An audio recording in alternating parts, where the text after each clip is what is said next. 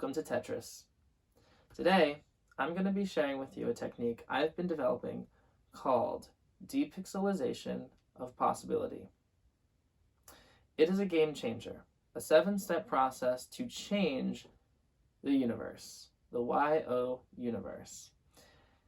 It's really fun, gloriously dangerous, and it uses the coolest arcade metaphor for your life ever, Tetris.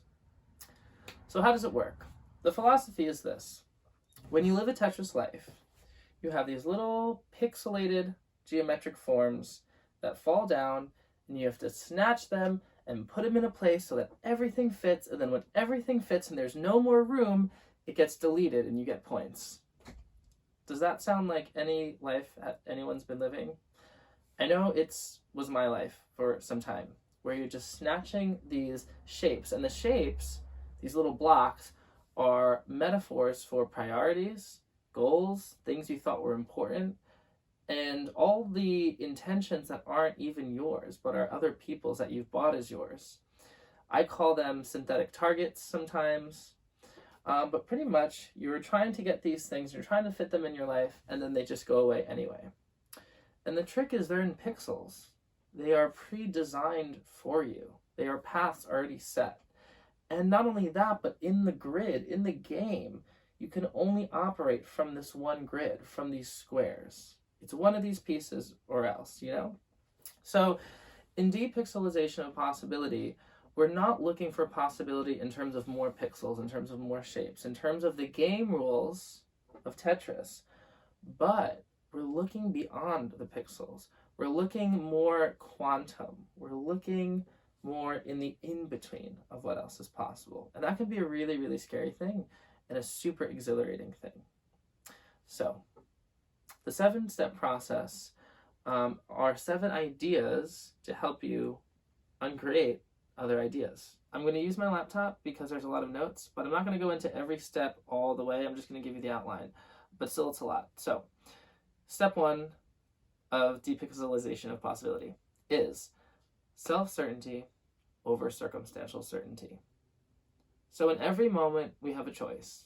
We can choose self-certainty or circumstantial certainty. This option is when we are trying to attain the circumstances that we think will render us, that will create us. We're trying to create ourselves from the outside in, which if you've looked at anything in this universe at all, you know that's not how it works. Everything comes outwards from within, whether it's a seed, whether it's a sun, whether it's a whatever. It's all going out. Nothing makes itself from this way. Well, that's arguable, but just stick with me. Okay, so circumstantial certainty is I am certain that I will always have this amount of money. I am certain that this relationship will always be like this. I am certain that blah, blah, blah, blah, blah, blah, blah, blah, blah, right? Doesn't work. Self-certainty is when instead of looking at the outside to create the inside, we let the inside create the outside. So it's emitting energy. We are so certain in ourselves that we look around us and we can actually accept without blinking. If everything fell, if it just all went to shit, we wouldn't blink. That's knowing so intimately and with such certainty of the divinity within you that nothing outside needs to last to make that exist. That's not an easy place to get to, but it's so possible. So that's step 1 and also the goal of depixelization. Step 2 is the removal and return of all judgments, expectations, rejections, separations, end-all be-alls, and yearnings. That's Jersey. Jersey. Judgments, expectations, rejections, separations, end-all be-alls, and yearnings.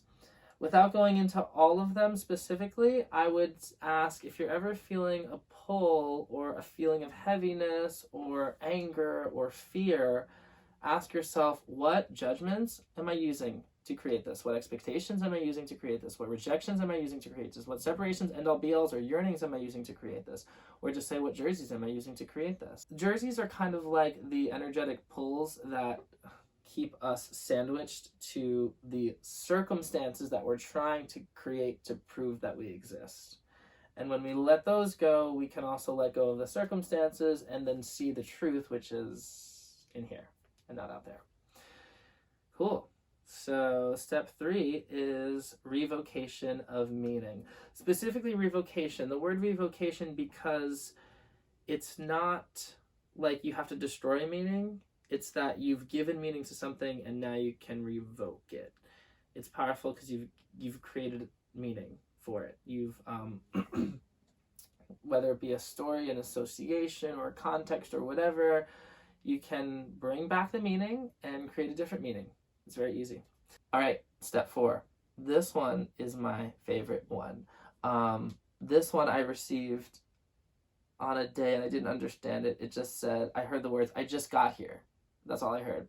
And then I was in an experience that was not the most fun. And I was actually at the club, and then the words came back and I was like, I just got here.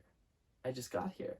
And you know the feeling when you walk into a space where you're so excited, whether it be the club or an activity you like to do, or you're meeting a group of friends or someone you haven't seen in a while, and you're like, I just got here, I'm so excited. You can take that feeling and have it all the time. Literally constantly playing. I just got here. I just got here. What's possible? So I just got here. The step is called true arrival, but the actual channel was I just got here. And what that does is it keeps the experience fresh, and it stops you from the judgments you have about something that create staleness and like stagnation. So, oh, I just got here. What can I create? You know, it brings you back in a way and kind of cleans up the judgments that are in front of you. All right, so the next step is number 5, willingness to multiply. This one's fun. So willingness to multiply is when you can allow yourself to be multiple people at once. So if you've ever been called fake, that's good. It means that you're multiple people, and why not be multiple people? You know, we have this one life, but I know people that have 100 lives in this life. I know people that have one life in this life.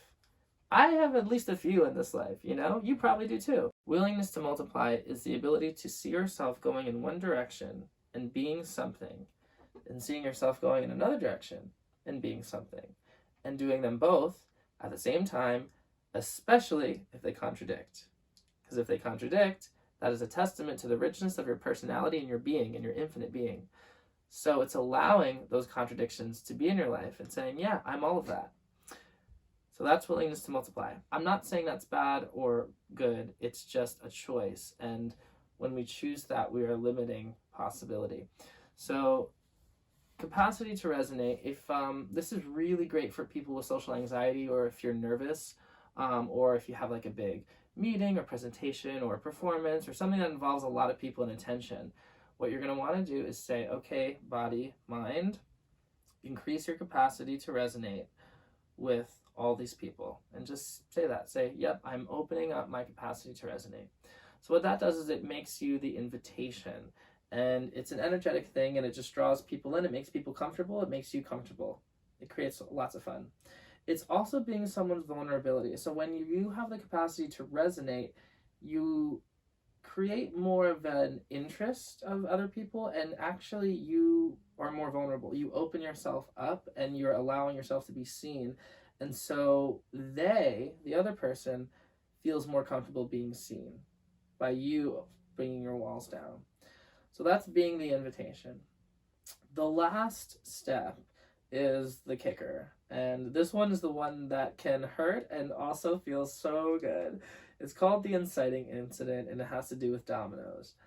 So how many of you have a bunch of dominoes set up of a choice, a possibility, a path, an idea, a creative project, anything? You have all these metaphorical dominoes set up, and you're looking at these dominoes, and you're about to knock over the first one to create this whole chain reaction that will change everything.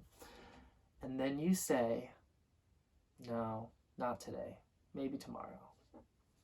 Oof. And then you regret it. And you keep doing that.